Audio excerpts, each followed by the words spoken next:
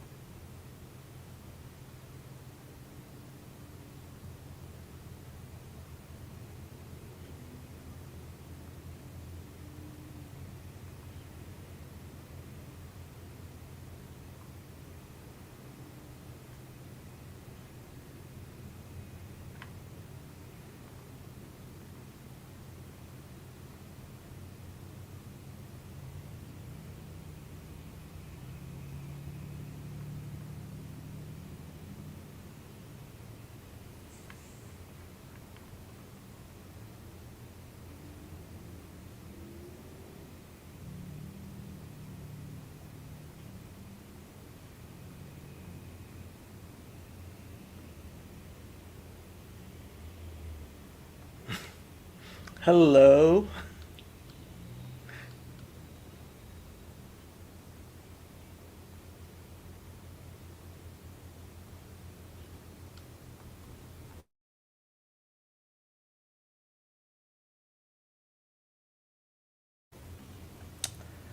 Sorry, Jim Jim. I don't think I know you. You must be new here.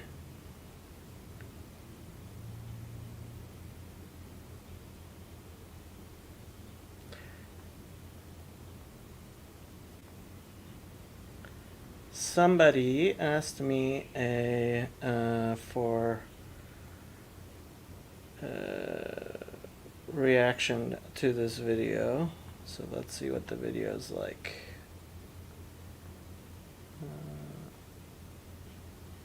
There's the video.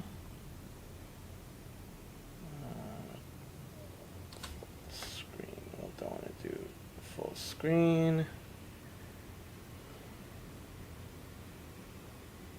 And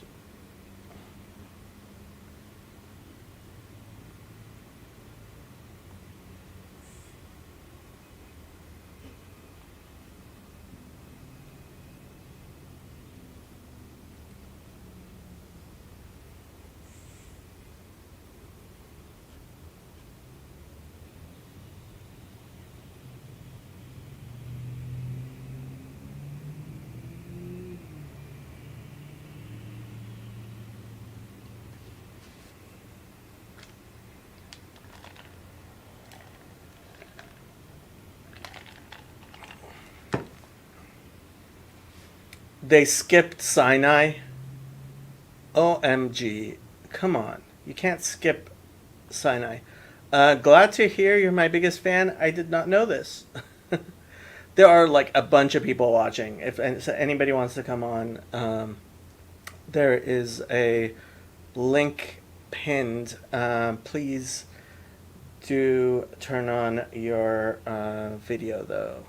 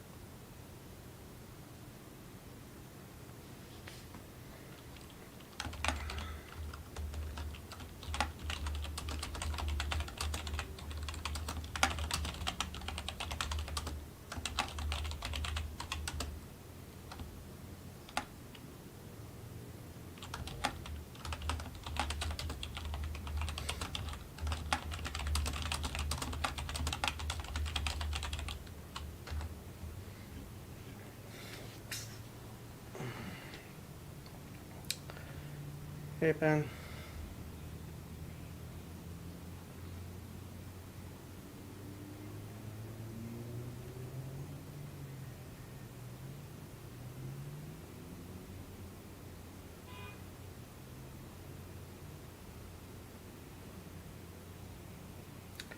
Who is Father Murphy?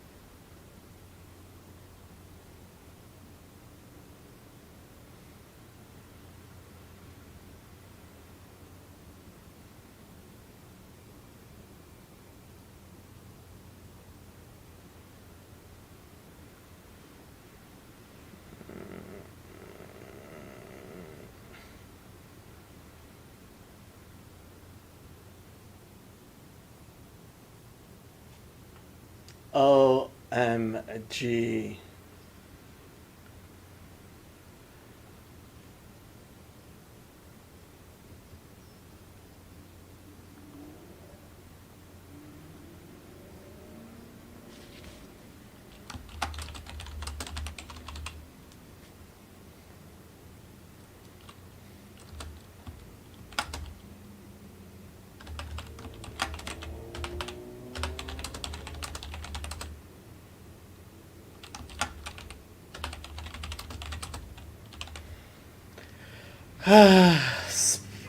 So, the person who asked me is like, what's going on here? And my answer is, um, yeah,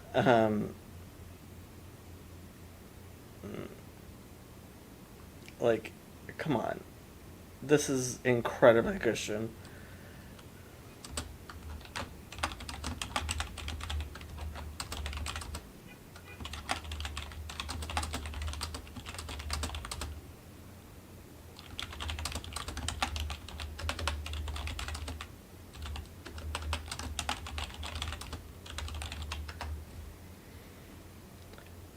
Uh, okay. Uh, Father Murphy is really inspiring. I have no idea who Father Murphy is. Is that the guy whose video we were playing? I got my questions wrong. I'm doing my work stuff.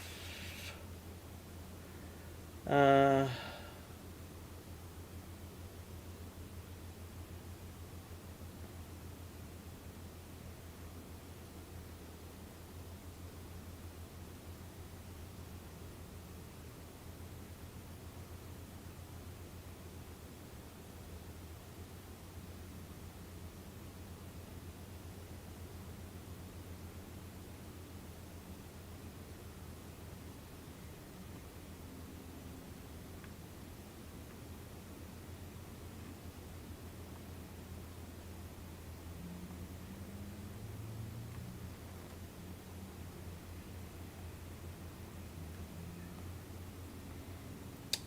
I have no idea who this Father Murphy guy is.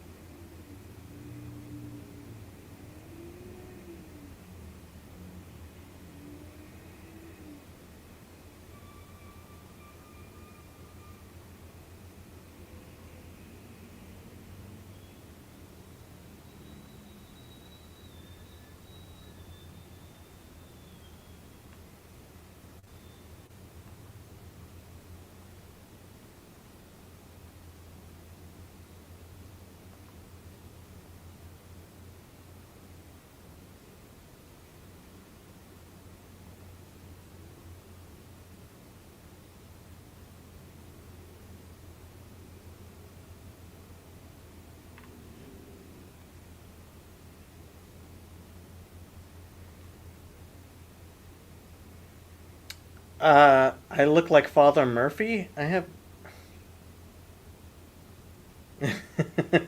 You boomers. Um, like, okay, I guess I could. So let's see if we can find Father Murphy on Father Murphy. Which one of these is Father Murphy?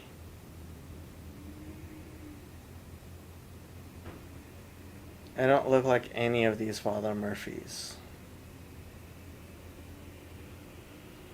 Sorry, no idea who this Father Murphy is.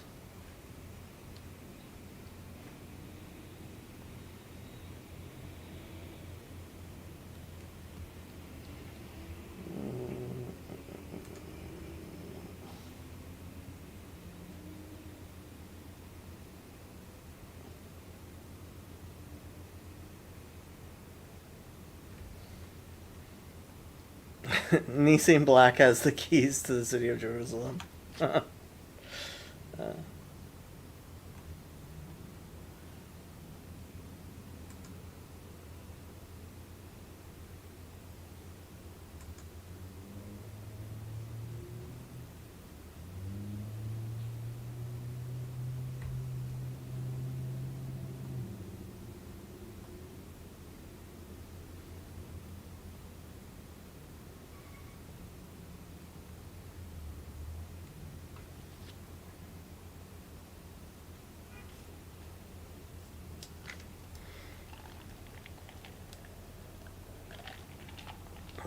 Okay, people, if nobody's gonna join me or say anything, I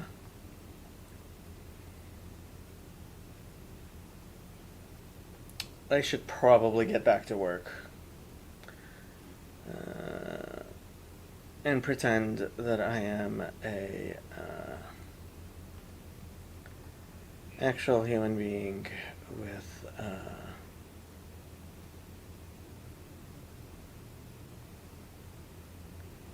things to do.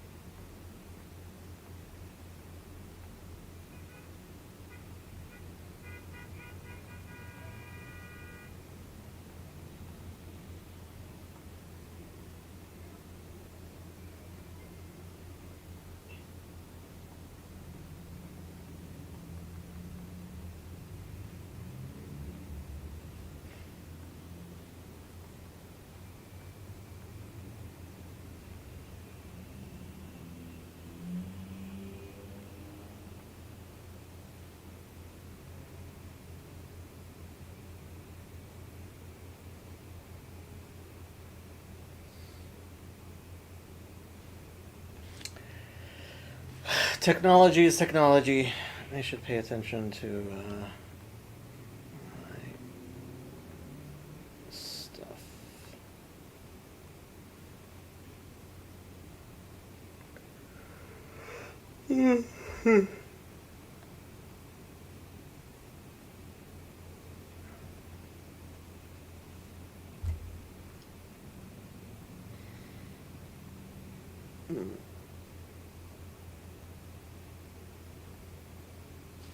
Well, let's see if this video is more interesting.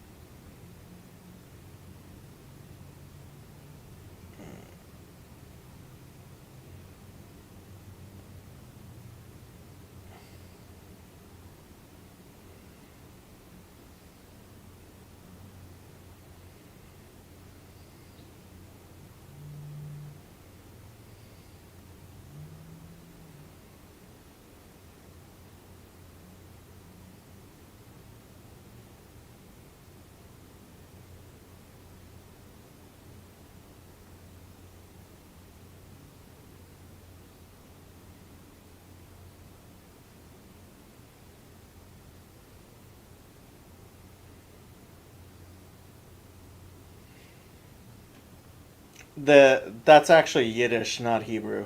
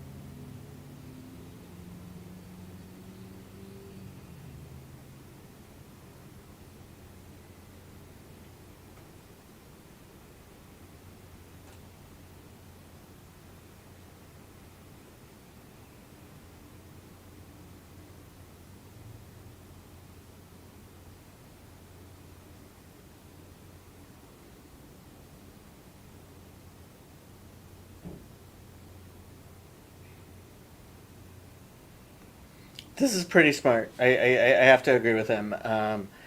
I think the bigger fallacy is actually languages have to be something that children can learn just mimetically, and like, so all of these fake languages people come up with, it's like, what makes you think a baby could figure out your weird rules and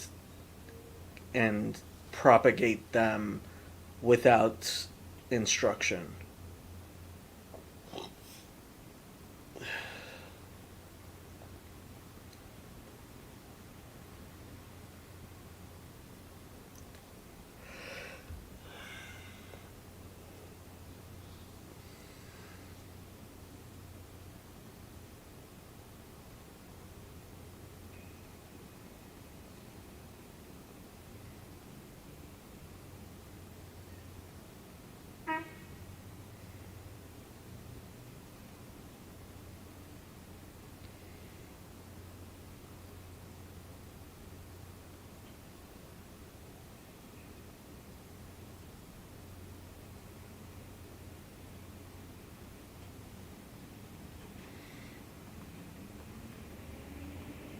Hey, Chad.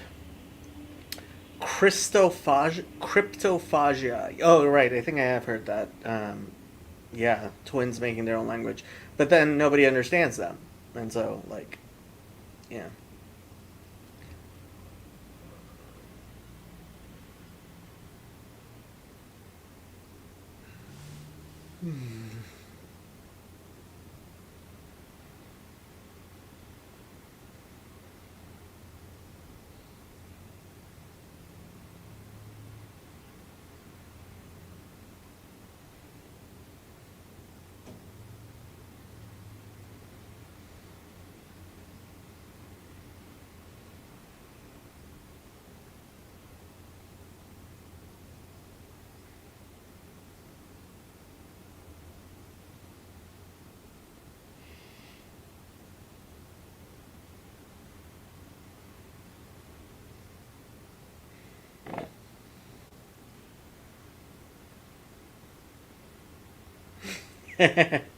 I like this guy.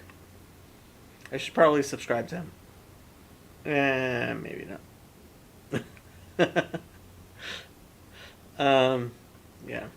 So that was that video. You think Latin was man-made? I am going to have to disagree with you, Ben. There's way too much evidence of like where it came from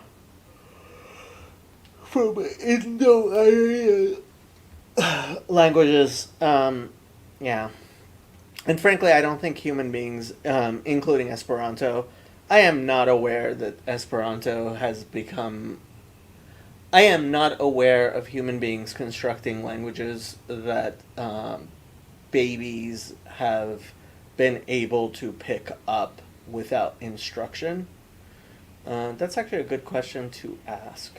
I should probably Google that and find out if Uh, can babies learn Esperanto? Um,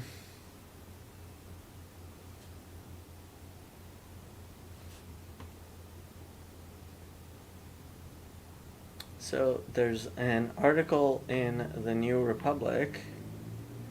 What it's like to raise your children speaking Esperanto. At 2.5 years old, Gabriel Anaku can already. Here, let's move this so you guys can see it as well. That's not where I want it. Where do I want it? I want it there. Sounds to me already like he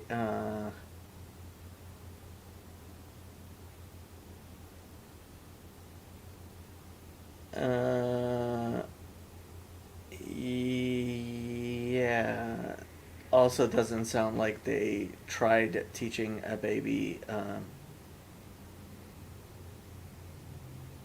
as its only language. I'm not sure it's ever been done that a human based language has been picked up naturally by a child. I would be in well for it would be cruel to try the experiment, but yeah, I don't know. Eh, well, I mean, first of all, Rome is an ancient city, but Noah, hey, how you doing?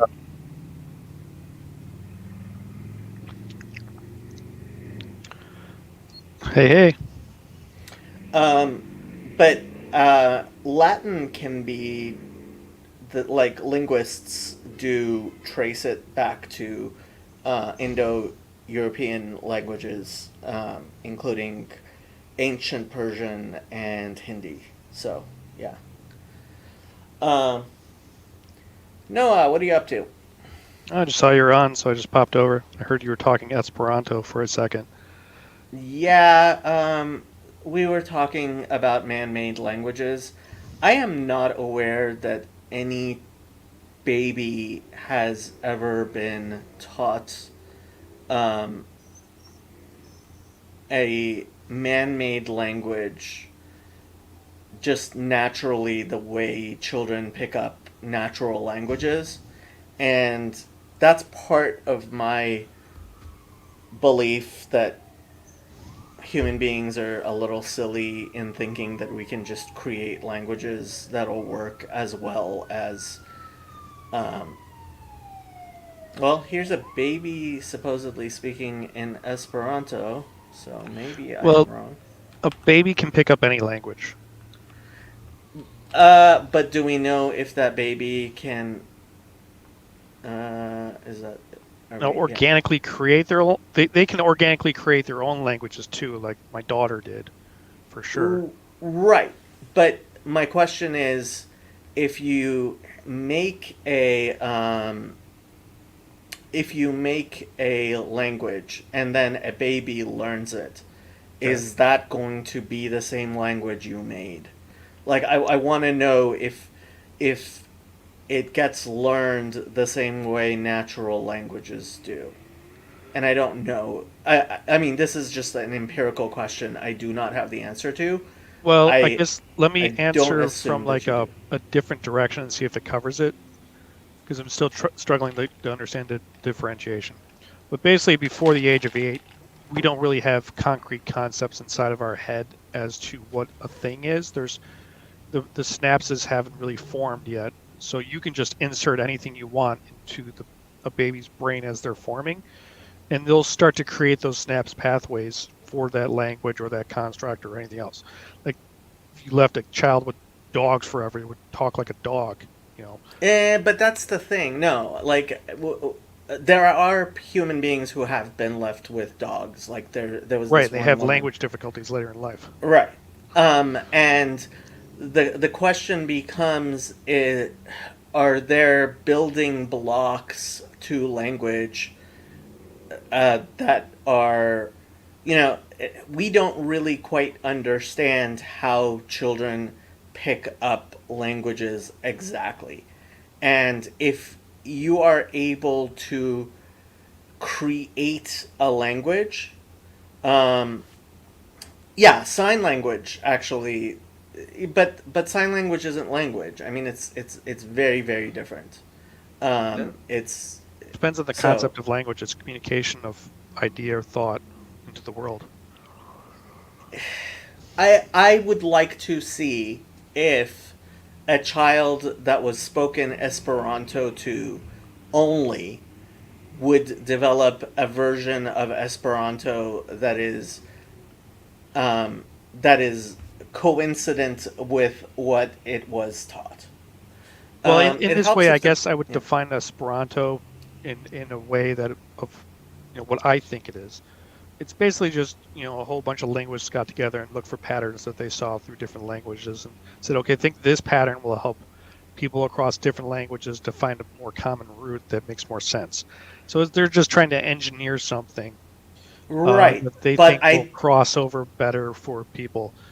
Whereas English is just basically taking that role anyways. uh, Like, but the question becomes, does that actually function the way natural languages have?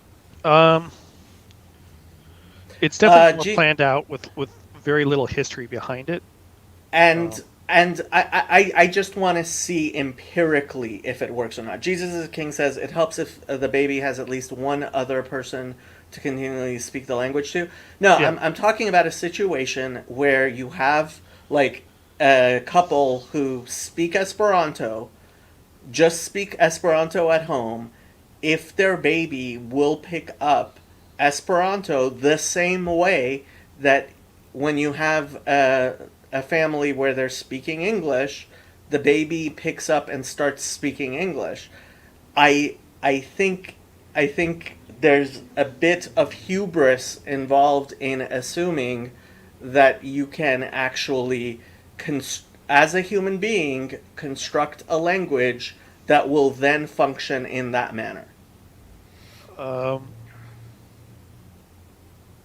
so what's happening here is there's two different methods of learning, and you're going backwards from the adult version, and they're coming up from the child version. And the method of learning between the two is drastically different due Mm-hmm. to the pliability of the brain. And this is something that I Okay. learned when I was living in Germany. I was trying to struggle for, I failed every language I ever took. We'll put it that way. And then I just was like, okay, I'm not learning it through the American method. How are kids doing it? So I just watched kids, and I just stopped giving a crap whether or not I was going to get it right. And then just turned my brain into like mush of I'll just start uttering sounds, and eventually it'll start to sound better, and that's how it kind of polished out. And then it became like I didn't care about me making mistakes, just like the kids don't care. They're just their whole goal is communication. And when you're coming from releasing that idea of perfection, being more like a kid of creating the malleability within your own brain, you can then approach an absorption of communication methods easier that way. And that's how I plowed into actually learning a language after failing 3 attempts ever. That's because the learning method that was being forced onto me was the adult learning method Mm-hmm. of looking at a pattern and forcing it through my English translation of my creation of the pathways in my head instead Right. of opening my mind up to the creation of, the open pathways again in my mind. Right. So on this channel, I teach what's often called the textual method, which is basically, well, it's not really how I learned Hebrew because I did go through what's called the natural language method, and there's a different channel that I recommend to people that that they go to if they're serious about actually learning Hebrew. So on this channel, I teach Hebrew to people who are not serious about learning Hebrew and how they can look things up through that. Okay, there's a different channel, Aleph with Beth, which uses the natural language method, and it actually works a lot better if you are going to attempt to actually learn the language. Right. The problem, the question I have, and I don't think it can be just like our left brain way of looking at things is to just assume that we can sit around, reason to things, and then the world will function the way we reason it out to be.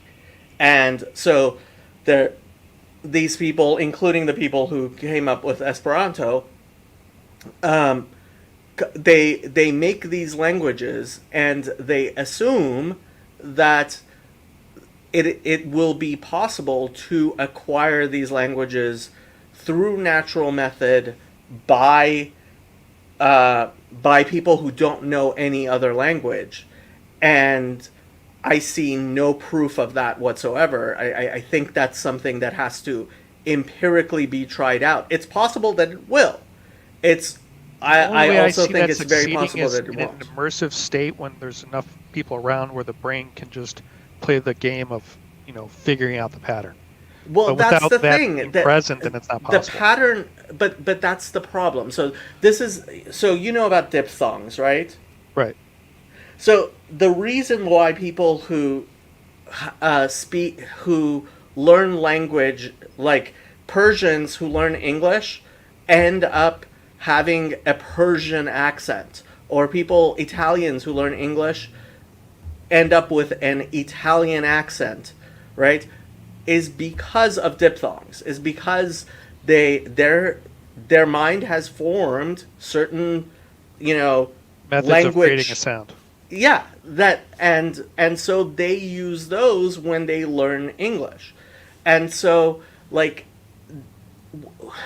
when you recognize that, you can actually help people change their accents and sound more fluent in their new language, and certainly have less of a particular accent by teaching them the diphthongs of the new language and all that. But until we recognized that diphthongs actually exist, we didn't know they existed, right?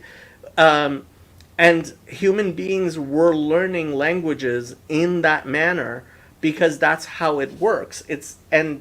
I think there's a lot, again, of hubris in assuming that the human-made language you made has the component parts so that when a baby has the correct component parts, that when a baby starts learning language like they do natural languages, that it will be able to be recorded into that brain, into that baby's brain in a similar manner.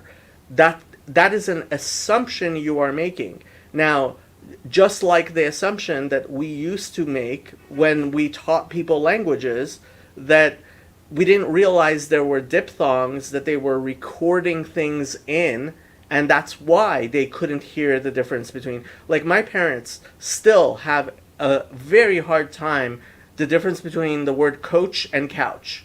It's like it's the same word. It's like, no, Because it's English not. is a hellscape of Well, it of can be, lack of but rules. look, Americans like Ayatollah Khomeini and Ayatollah Khamenei. Those are two very different names. Like in Farsi, they don't even sound the same. Like, but I'm sure to you, Khomeini and Khamenei sound really similar. That's a good question. Okay? So what's Khamenei? Khamenei is the current Ayatollah. Khomeini is the previous Ayatollah from Iran, and Okay. like Americans constantly, even people who should know a lot better, like confuse the two because the two names sound so alike when you're speaking English. I have to tell you this. Okay, so this is one of my favorite things. Years ago, we went over to my aunt and uncle's house, and they had bought a new house. Okay, Now, you're from Los Angeles, so hopefully you'll get this. But my dad asks my uncle, like, is the new house south of Vanovan or north of Vanovan? And my uncle's like, of course it's south of Vanovan. And everything south, like, what's north of 101? And my dad, so they get into this huge argument about which way 101 is and where we actually are at that moment, right? And whether we're south of 101 or north of 101. They were arguing for a good half an hour before it became clear my uncle was talking about Van Owen, the street Van Owen, and my dad was talking about The 101. 101, That's the what I thought freeway. you were saying too. Yeah, Van Owen and Van Owen. It's like, right? So, like, as far as they were concerned, like, Van Owen, Van Owen, right? It's. Same thing. But in English, it's 101 and Van Owen, and these two do not sound similar at all. And like Khomeini and Khamenei, like in Farsi, like Khomeini, like ha and ho are. Ha has an extra letter in it in Farsi. Ho doesn't. So like, it's like they're written so different. Khamenei and Khomeini, right? It's like the syllabification in Farsi is just so different. But in English it sounds like it's the same.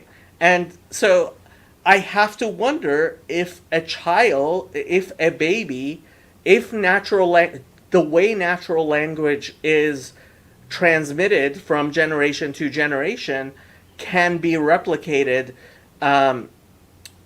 with any of these constructed languages.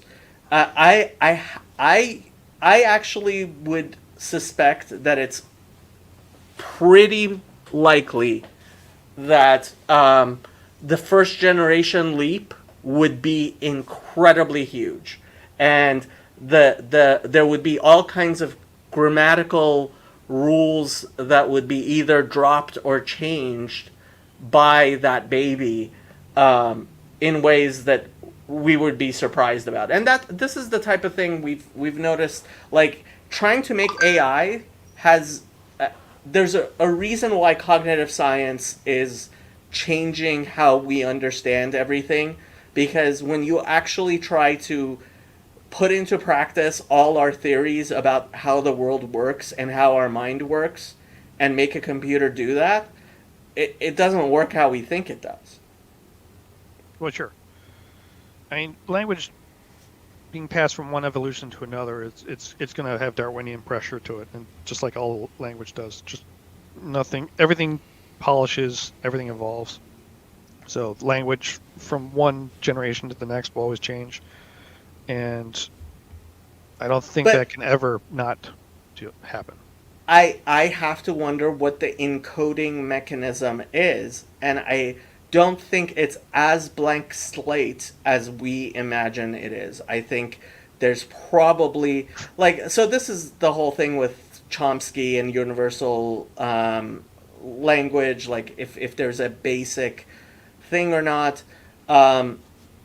And frankly, I mean, when people try to construct a language, they are basing it on what we know of natural languages.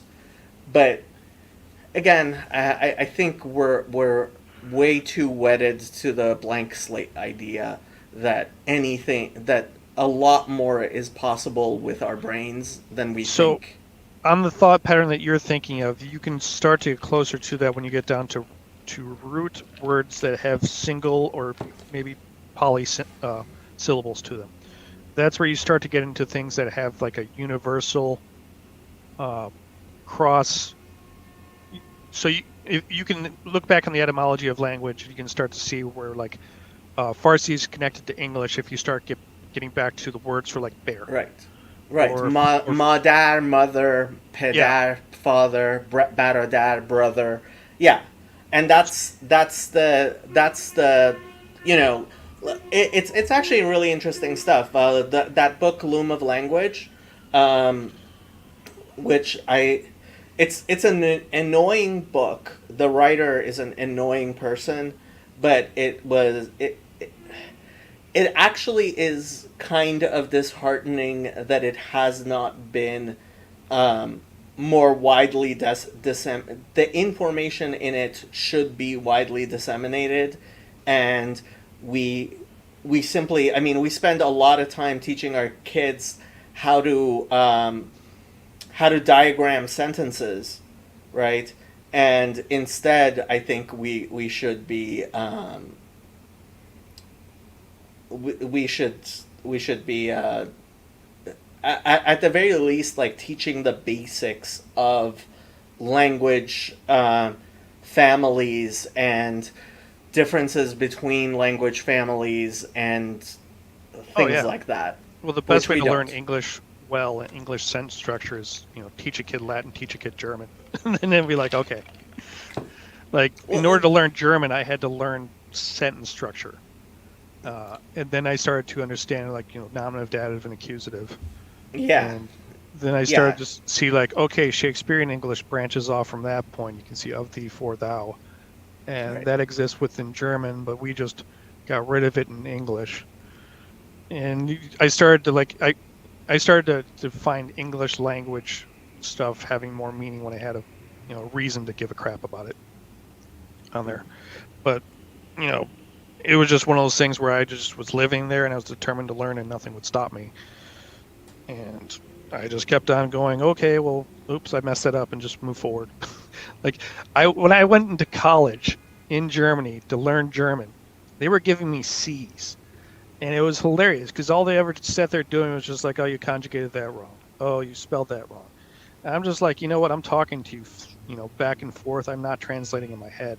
All these other yutzes over here who have A's, they have to stop and pause, translate in their head, and then speak to you. Yeah. So you're just measuring communication the wrong, absolutely backwards method. And I come to find out from like, friends of mine, that's how the military teaches language. Like they don't care if you spell right, they don't care if you conjugate right. They just throw you in the Right. deep end of the swimming pool and hope you can swim out. And if not, they fail you.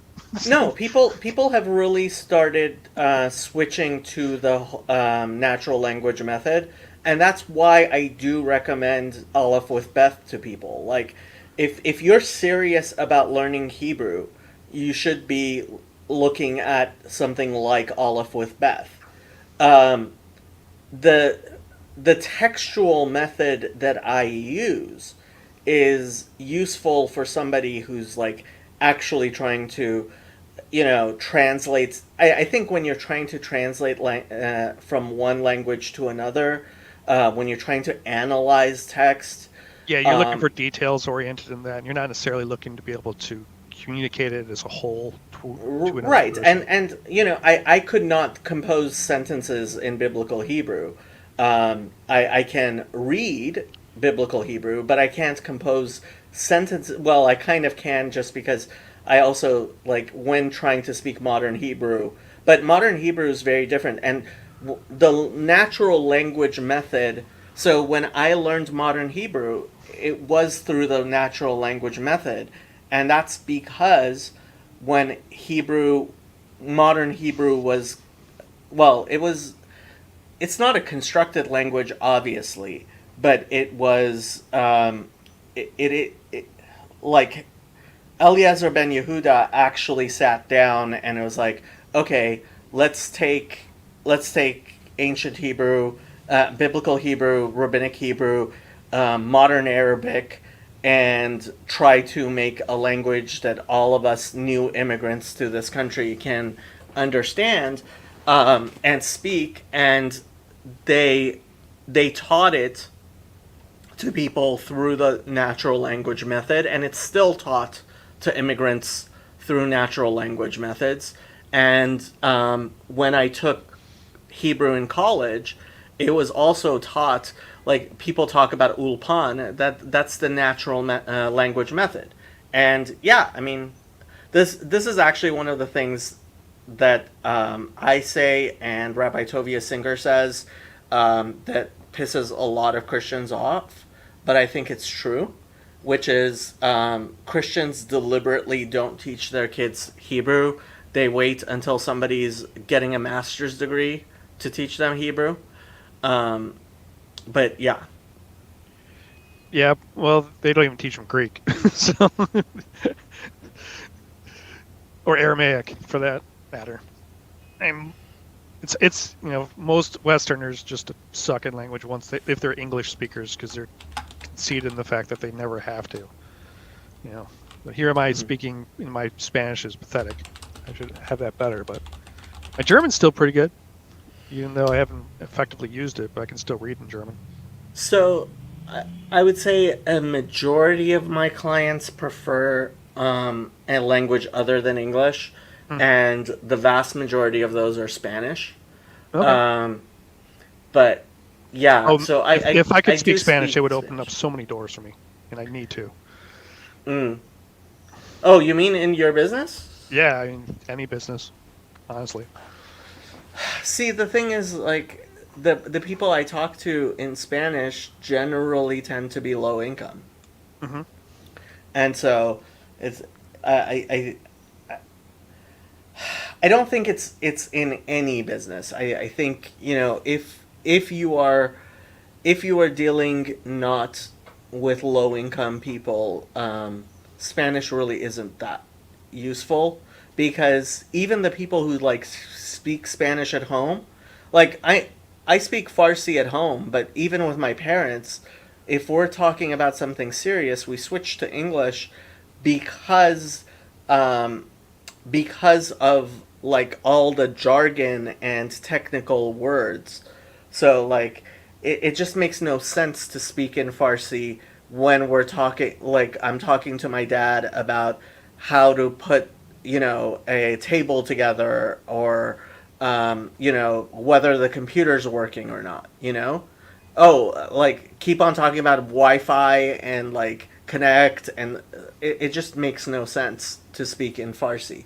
So like That's yeah. kind of the fun thing of listening to a foreign language talking about modern concepts because there's always like broken in modern English words that just never got the translation. Like I'll be listening to people speaking Vietnamese, and suddenly like a word with no translation comes through. You're like, okay, Mhm. that's what they're talking about.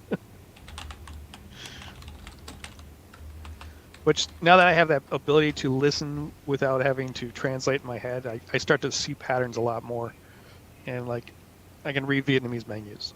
Just other things like I can read Swedish and Dutch Mm. and Norwegian and other things like that. Even though they're not perfect German, I can look at the etymology of the words and see the crossover points and then just intuit it from there. So when I learned more about German, it became a little bit easier to read Yiddish. Oh, Oh, that Yiddish and German reminds are me. they're pretty much Yeah, they're very, very similar. It was actually pretty interesting to me.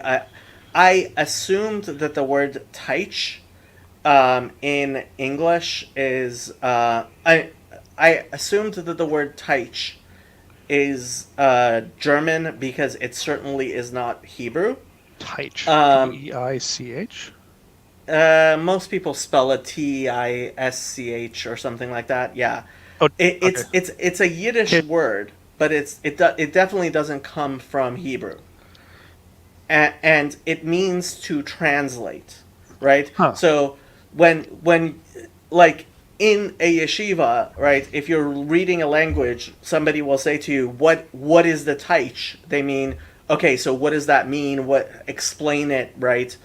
Um, or translate it to English, right? So and like it's used a lot, and so much so that even if you're not speaking Yiddish, the word taich, right? When you're How do you say speaking this? I'm just looking it up at the same time. taich Yeah. in Yiddish, Yep. it's spelled with whatchamacallit. Nullmount.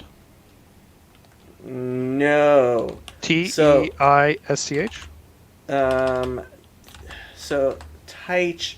Well, Yiddish uses Hebrew letters, True. not English letters. So I found out where the word comes from. Okay. It means Deutsch. Yeah, so the inflection's different. Right, and so it became so Deutsch became Teich. Touch. So it's like it's the how do you explain this, like what how do how do you translate it to Yiddish, but really like so the word It's a colloquial Deutsch, yeah, translation between two different things, using the other language that they were present with all the time. exactly. As a country. Exactly. So that was just the funniest thing to me, to see, like that the word Teich is actually Deutsch, like yeah, That is a funny translation, but I guess when you have two communities that are living side by side but not necessarily completely mixed, that the word for translation would mean to the one next to them. yeah, yeah, That's interesting. yeah. Yeah, but I was listening to Yiddish people talking. I'm like, oh, this just sounds exactly like a dialect of German from some backward woods area. 'Cause It you can listen basically to is. dialects of German, and they sound nothing like High German. And there's like Plattdeutsch, like Low German, and you can get into like all the different venerations of it. It's just like in English, before TV became a thing, and you listen to Right. recordings of people in different regions, it's like, what the fuck are they saying? Um, if there is definitely a sprinkling of Hebrew into it, and since more and more Yiddish speakers now actually speak Hebrew, it's become It's a like dying language, sadly. well, it is, but also Yiddish itself has become more and more of a has started becoming more and more Hebrew. Okay. So like there's more Hebrew in Yiddish now than there was like 50 years ago. I'm sure. But like older Yiddish was I think if you speak German you should pretty much be able to understand most of Yiddish. Yeah, there's some interesting YouTube videos where there's like a German Yeah. talking to I guess a native Yiddish speaker from like New York City, and they're going back and forth talking to each other. They both speak English, so there's the common root, and they're figuring out the words like back and forth. Like, oh wow, that's interesting. Using Yeah, this word and I've that seen word. those videos. I've seen Yeah. those videos. So there's actually a couple of people who in this corner of the internet who are Hutterites. I don't know if you know what Hutterites are. Yeah, I do. And so they speak Hutterish, and as far as I can tell, like Hutterish is Lowland is- German that broke off in the Yeah, 1700s. and it's kind of like it actually is Yiddish. Like it's very much Yiddish, just doesn't have the Hebrew in it. Oh, can you hear me when I'm talking? Like I'm loading paper into my printer as while we're speaking. No, you're Are you good. hearing? Don't worry about it. Okay. I was just looking at Hutterite specifically. My understanding of them is they're basically like Mennonites. They basically are, but they believe. Well, I mean, no, Mennonites don't do as much. So Hutterites, they're actually communists. Like they actually live in communes. Sure. And so they own everything in common, which is interesting. Okay. Yeah, it Yeah, shows sorry, up I as- was as printing something Plattdeutsch, Lowland German, which is kind of interesting because they come from Bavarian region, but most of the people did back then from that region. They were in Bavaria or Baden-Württemberg, and then they fled into Switzerland for a little while, escaping persecution. Then from Switzerland, they were forced down into the Netherlands. And then from the Netherlands, they got on a boat and came to America. Yeah. And I was surprised how poorly they were treated during World War II in the United States. Well, they were But, pacifists. And we didn't. yeah. Yeah. I think we treated other pacifists not as badly as we treated them. But, yeah. I have family history that were Mennonites, so I know. I dove down that hole. Aha. I do not have family history that were Mennonites. Surprise, surprise.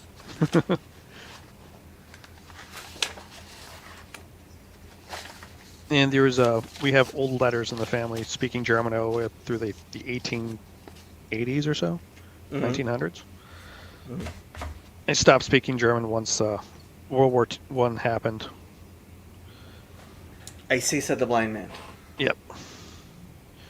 But it's interesting. The family had like 3 people fight in the Civil War, in the Revolutionary War, Mm-hmm. and I think 1 survived. So everybody with my last name is coming from that one guy, and he couldn't read or write, so they wrote down what they heard, and they got it wrong. So that's where they got the name from. I didn't know that Hutterites also migrated into the Black Sea region. That's interesting. Wow. I just I just tried to deposit a check, and the person, instead of writing 2022, wrote 2012. It's not the same. Yeah. And so my bank rejected the check. It's like, yeah, I can understand why. That makes sense. Huh. So this is interesting. So I didn't dive down this rabbit hole, but as you were saying about that, I looked up Hutterites, and I didn't realize that they were part of the mass migration of the Germans that went into like the Crimea and Ukraine, because there was a lot of German colonies that went out into areas that were settling like Russia, that were kind of like asked to come in as like farmers. Mm-hmm. I guess they were part of that, and there used to be a whole nother branch of German dialect that was down there that's gone.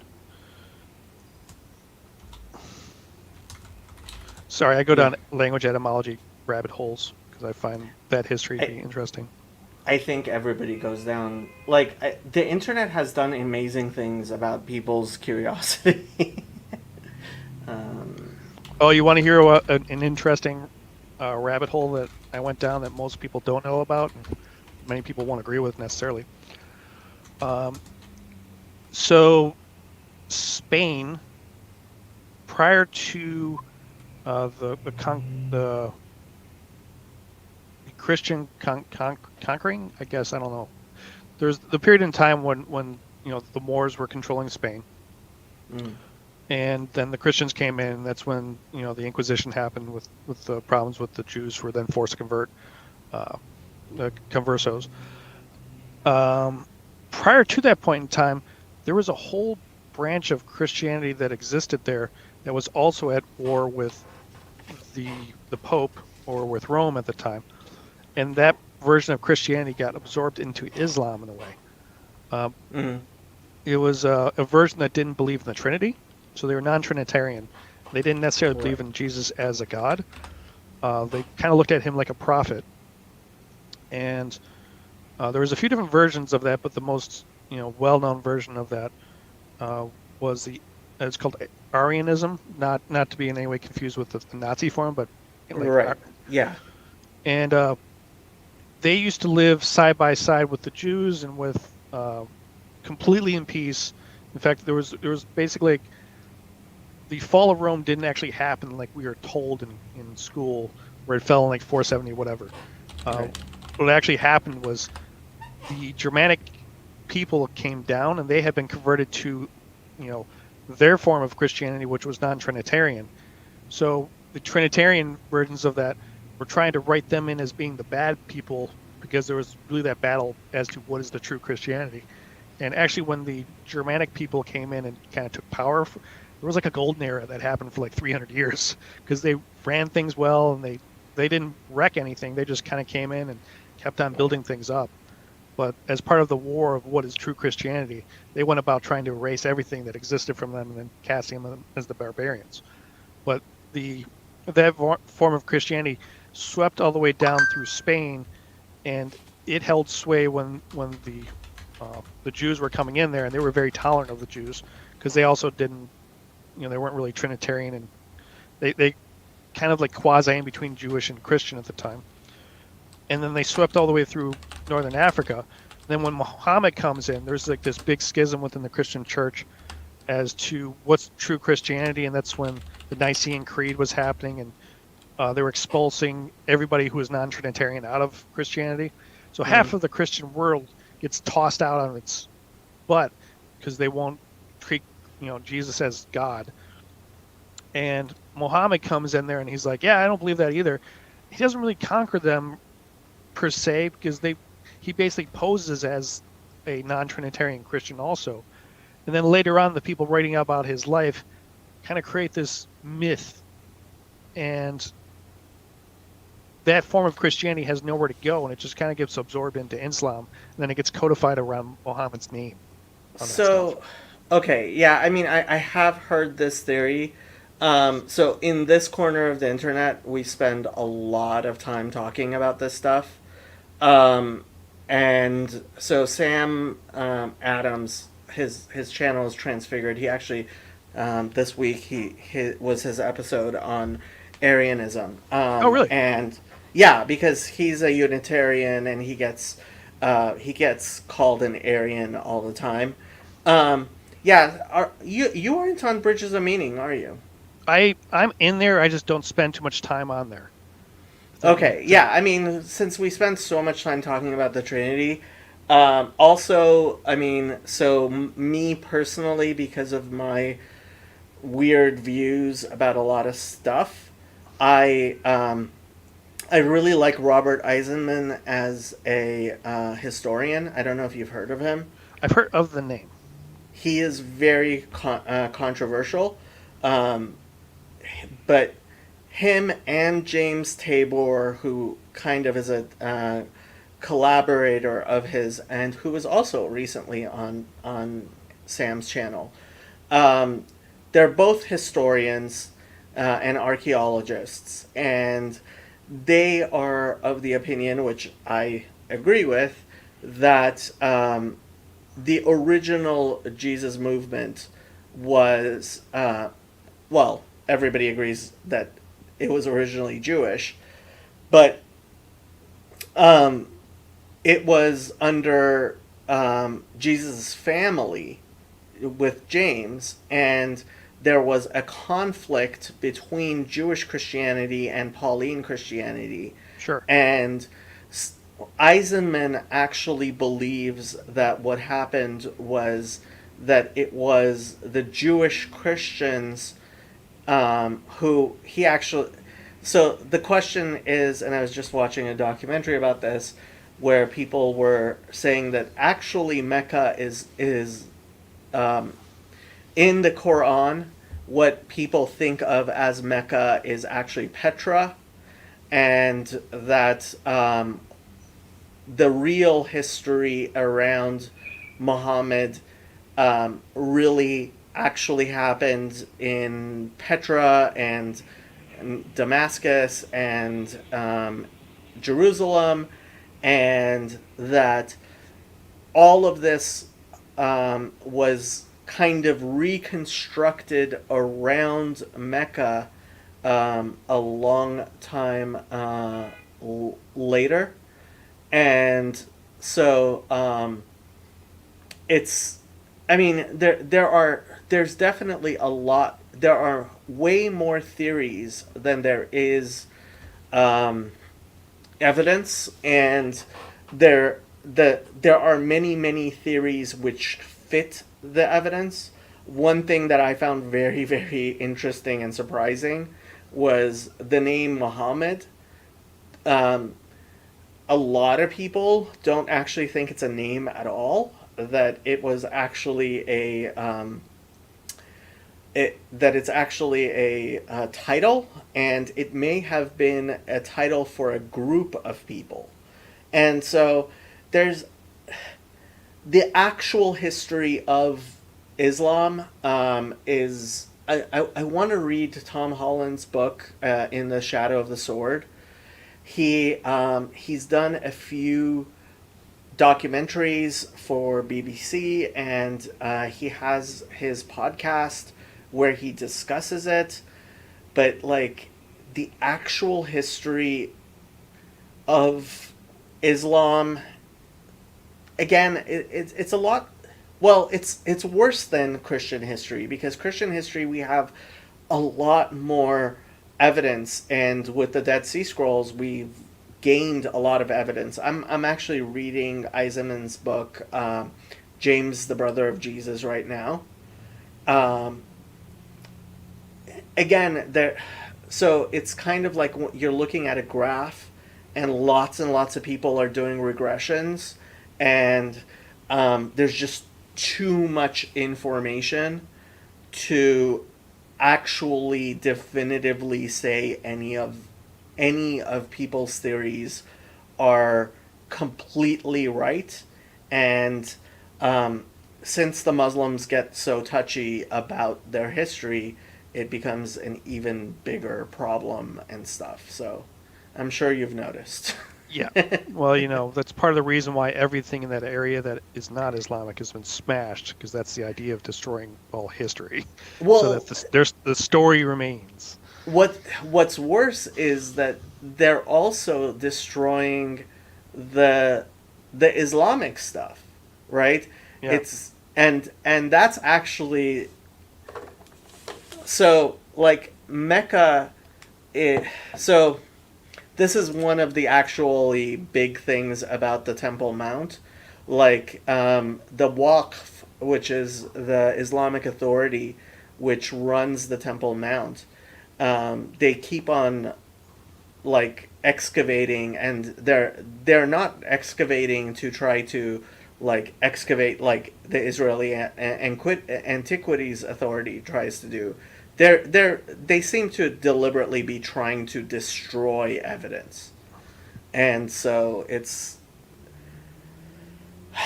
there are definitely a lot more theories than there is evidence, and there's a lot of people who are actively hiding or destroying evidence, and there's a lot of people who get very touchy, including Christians. Like my theories about what happened with James and Paul, Oh yeah, pisses them off. yeah, vast majority of Christians are not happy about that stuff. So yeah. Well, most Christianity really picks up from post-Nicene Creed, and it's kind of sad in a way that you know it, nobody really likes to talk about the first 400 years. Well, I think when you take a look at take a look at Protestants, right? They want to be Trinitarians, and at the same time, sola scriptura, and those two things just don't match. And when you look at the history of the church before Nicaea, it becomes very, very clear how much those two things don't match, which, oh, huh, interesting. Okay. I've been having muscle cramps, and a friend of mine just told me you should try eating bananas, and I've been avoiding bananas for years. Magnesium is the reason. So take magnesium supplements. I was for a while taking magnesium supplements, and then I stopped. Yeah, then you'll start to go depleted from it again. I better take. Yeah. Okay. And bananas are a high source of natural magnesium. I thought it would be potassium. Oh wait, am I getting the two mixed up in my head? I get potassium and magnesium sometimes mixed up. Bananas were potassium. Bananas, magnesium. So apparently, magnesium and potassium. Okay. Are bananas high in magnesium? Bananas are among the most popular fruits in the world.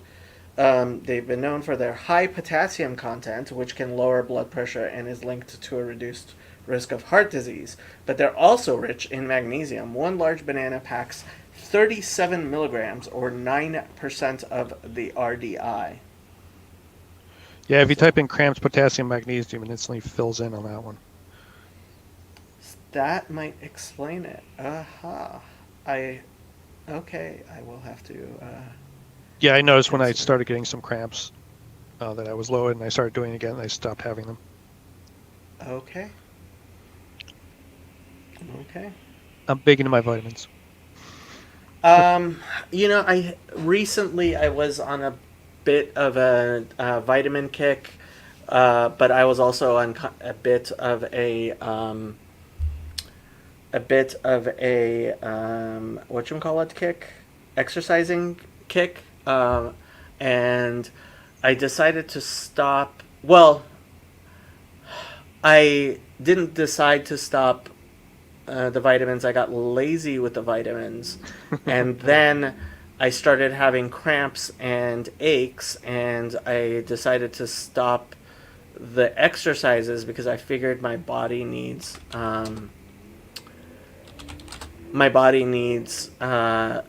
to like try to catch up with the tiny bit of exercising I was doing. But now I'm beginning to think maybe the problem was my body needs magnesium or potassium or both. Pay attention to cravings. Your body will guide you sometimes too. Yeah, unfortunately, most of my cravings are for Junk food. raspberry ice cream.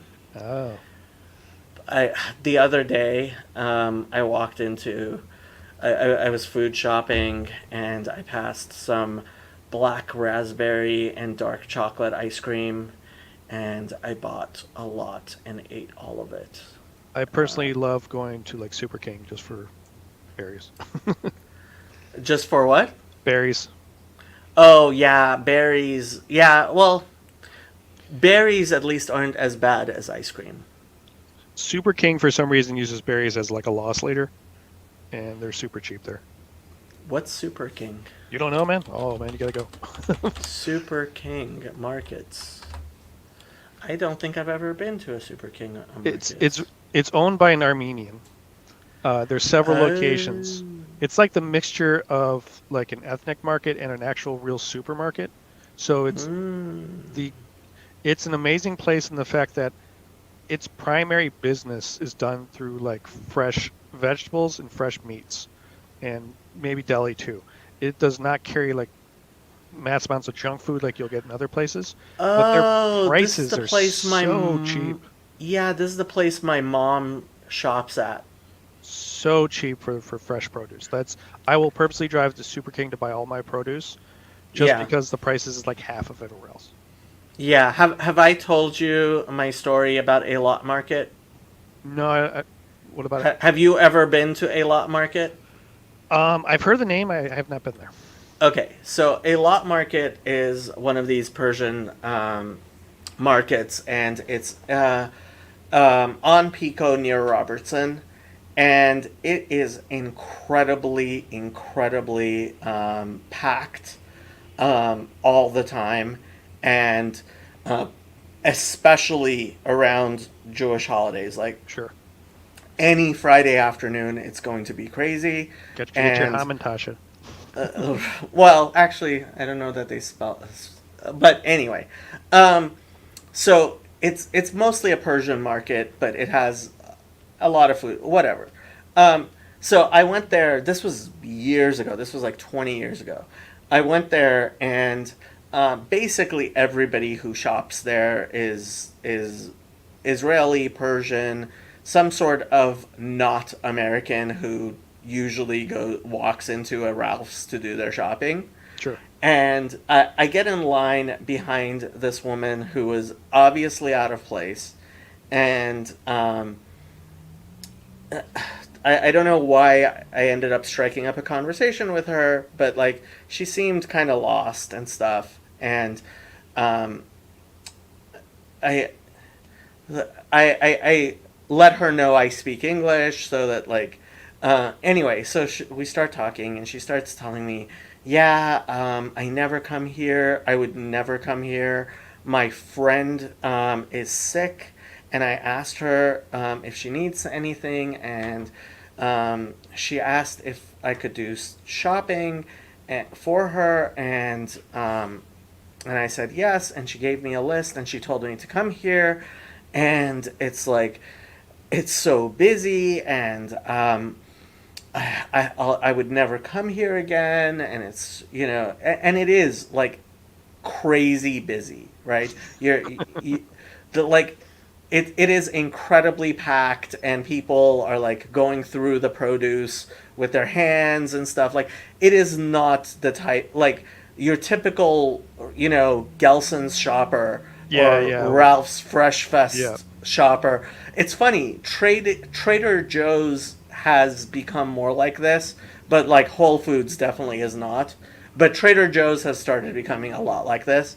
Anyway, so or it has been anyway. But like Americans are getting used to Trader Joe's as opposed to what they were used to. So she gets checked out and she looks at the amount and she turns to the cashier and she says, "This can't be right." And the cashier looks at it and she's like, "No, this is right. Like, yeah, you bought everything." And she's trying to justify the amount. She's like, "No, no, no, no.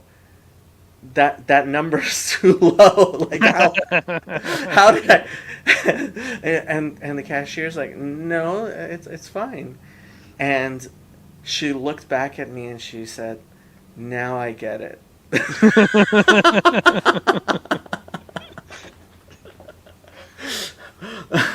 Okay. Places like that do so much business in fresh produce that Right. they can Yeah, that's negotiate why they super low can. prices. Yeah, and actually, the guy who owns A Lot Market, he actually started some farms in Mexico, and he because certain things like, for example, Persian cucumbers, Yeah. don't they're incredibly expensic. At Well, they're cheap at Costco, Super King. at Costco, you can buy like a pound of. They call it cocktail cucumbers. They're like Persian cucumbers. They're not exactly, Sure. but they're. It's $6 for a pound, right? It's $1.20 at Super King. I'm sure. And like, so the guy who owns A Lot Market actually ended up, like getting some farms in Mexico and growing and importing his own Persian cucumbers, and then he started doing a lot of stuff. And I'm guessing he's the one who supplies Super King now, but like, Probably, I wouldn't doubt if there's like a network of guys like that. yeah, I mean, and it makes perfect sense. Like, if you're doing enough business to like it, but obviously trying to make that happen in the United States is a lot harder than Mexico, and he's just importing. He's growing things and importing them to sell in Los Angeles. So yeah.